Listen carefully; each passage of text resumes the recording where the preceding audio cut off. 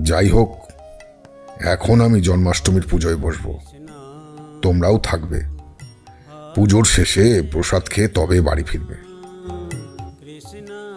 এমন সময় হঠাৎ তারানাথের বাড়ির একজন কীর্তনিয়া গেয়ে উঠল। যখন কৃষ্ণ জন্ম নিলেন দৈবকী উদরে, মথুরাতে দেবগণ পুষ্প বৃষ্টি করে। যখন কৃষ্ণ জন্ম নিলেন দৈবকী উদরে, মথুরাতে দেবগণ পুষ্প বৃষ্টি করে।